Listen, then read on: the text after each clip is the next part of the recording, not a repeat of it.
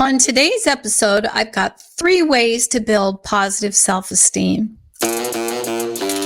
We all face challenges, crucibles in life that make us or break us, and our health is often the biggest crucible we will face. This podcast is designed to help you achieve your health goals through simple, strategic, and proven methods. In every episode, we'll learn about how to overcome your health crucibles and live your best life. Hello, everybody. It's MaryLee Aidenhan coming to you live from the Dividend Studios here in Brentwood, Tennessee, for my episode and podcast, Crucible. On today's episode, I'm going to be talking to you about it's me time, building positive self-esteem, with the following 3 points. Become aware of your thoughts and beliefs, challenge negative thinking, and adjust your thoughts and beliefs. So my information today comes from the Mayo Clinic website, as well as Dr. A's Habits of Health. So once your kids, leave your nest, sometimes, that empty nest thing throws you for a loop and you feel like, oh my gosh, who am I? And, your self-esteem has been completely wrapped up in your children, your family, and now who are you? Because they're gone. And oftentimes it's also in your profession. You're wrapped up in who you are and what it is you do at work. And sometimes you get reviews that are great. Sometimes you get an annual review that's like, what? Where did that come from? Or you're going, jeepers, I need to, I need to improve that. So in children, of course, and being a teacher and teaching teenagers my entire life, basically, except for the last 7 years, they have they're very blunt, they're very honest, and they like to call you out on whatever it is you said, that you shouldn't be doing, and you just did it, So I always tried to take it and be, totally honest, transparent, and say, yeah, you're right. I'm sorry. I shouldn't have done that, but it does take a hit on your self-esteem. And those are the kind of situations that would keep me up at night or wake me up really early in the morning. So the first thing that you can do to help yourself get out of a pit, if you're feeling like, wow, you're just down on yourself, is reacquaint yourself with your thoughts and your beliefs. Your thoughts and your beliefs can be positive, they can be negative, or they can be neutral. Sometimes they're based on fact, sometimes on reason, and sometimes on just emotion. So ask yourself, first of all, are these beliefs true? Would you say that to a friend? Well, if not, then don't say them to yourself. That's probably the easiest way to look at this. And second, challenge that negative thinking. When you think of a negative thought, you need to immediately paste a positive thought on top of it. And that way you can keep your view of yourself in line with the facts and not just with, emotional reasonability. So be aware that it can be hard to see flaws in your logic, and long-held thoughts and beliefs can actually feel factual, even if they're opinions. And that means, things that you believed about yourself that your parents told you, or I remember one comment that was made to my daughter was, you're going to grow up and look just like your grandma and have big hips. And she was like 7 or 8. It was, devastating to her. And I'm like, no, we're not going to claim that. We're going to claim this positive. She's healthy, works out, etc. And she doesn't have, big hips. So also notice that if you're having these thought patterns that, erode self-esteem, which are all or nothing thinking. I'm either all in on my health journey, or I'm completely out, or I'm all in on my profession, or I'm out. I'm here today, but I really don't want to be. Also, don't get into that, oh, I failed or I made a mistake. So, therefore I'm not a success. I'm a complete failure. So often we do mental filtering, which means you focus and dwell on the negatives, and it can distort your view of a person or a situation. For instance, I made a mistake on the report. Everyone's going to notice. They're going to think I'm, some schmuck doing my job here.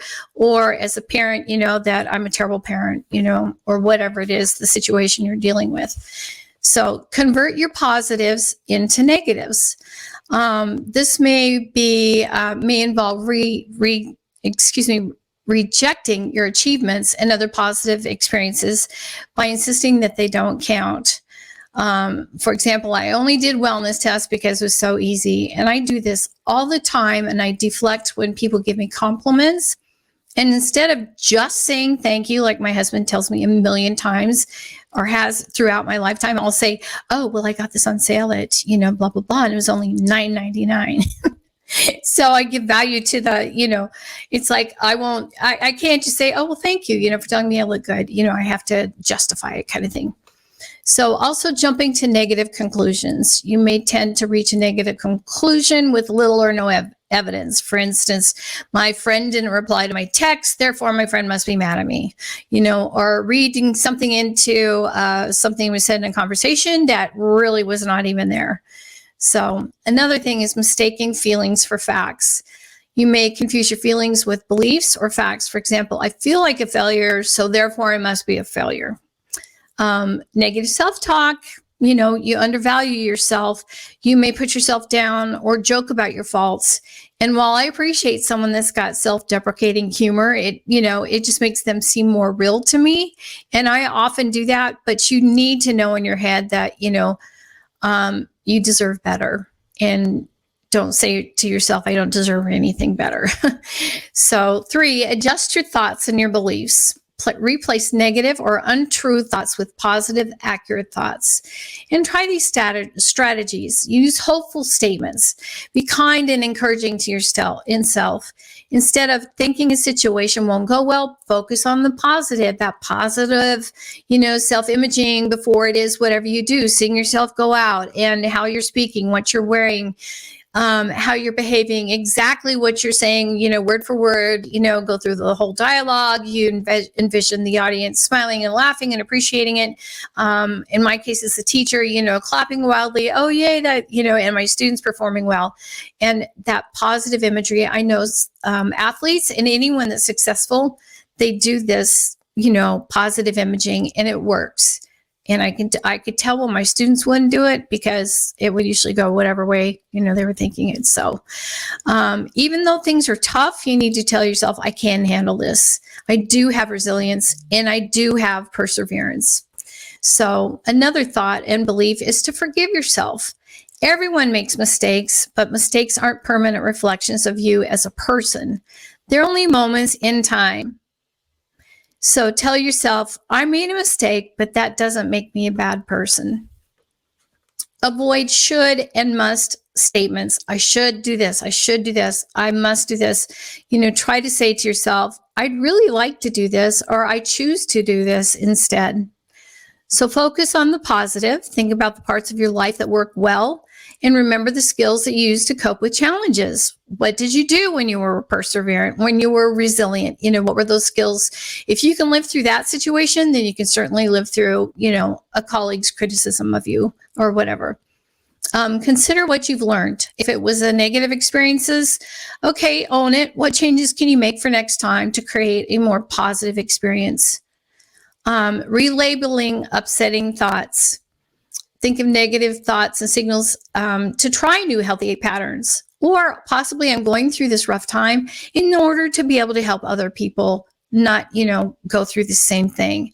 What can I do or think to do to make this less stressful? And encourage yourself.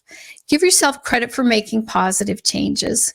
For example, my presentation may not have been perfect, but my colleagues were still engaged. They asked questions, and that was my goal. So there you go. Goal achieved. So in closing, in addition to these suggestions, remember that you are worth special care. Be sure to, first of all, take care of yourself. Eat healthy, get enough sleep, exercise, follow a healthy, health program. DM me if you don't know what that is, and I can help get you on that track. And do the things that you enjoy. Make a list of those things and do something off that list every single day. This was the first thing that would go in my life when it was busy. It was like I was just so focused on getting the task done at hand that I never gave myself the time to just simply sit back, take a breath, maybe listen to, a piece of music that's inspiring to me, And thirdly, spend time with people that make you happy and people that are safe. Don't waste time on people that make you feel horrible and that don't treat you well and that are not safe. It's not worth it for your mental health. So become a Crucible champion with your self-esteem and slay this. it's time. Come join me. You deserve a better life. You deserve a better you, and you can actually change. So personally DM me in my Crucible podcast page. And I just want to thank you for your time, and God bless to everybody. This income testimonial is not representative of the average earnings that coaches achieve with Optavia. Only a very small number of coaches will achieve income that is within the range of this testimonial. Optavia makes no guarantee of financial success. Success with Optavia results only from successful sales efforts, which require hard work, diligence, skill, persistence, competence, and leadership. Please see the Optavia income disclosure statement for statistics on actual earnings of coaches. In a clinical study, the group on the Optimal Weight 5-in-1 plan lost 10 times more weight than the self-directed group. Average weight loss for clients on the Optimal Weight 5-in-1 plan is 12 pounds. References include Dr. A's Habits of Health book by Wayne Scott Anderson, Your Life book by Wayne Scott Anderson, The 15 Commitments of Conscious Leadership by Jem Diethmer, Diana Chapman, and Kaylee Warner-Klemp. Lifelong Transformation, One Healthy Habit at a Time. Optimal Weight 5-in-1 plan. Optimal Weight 3-in-3 plan. Optavia, the 4 components of our system. Optavia Coach, The Habits of Health Transformational System, Your Life book by Dr. Wayne Scott Anderson.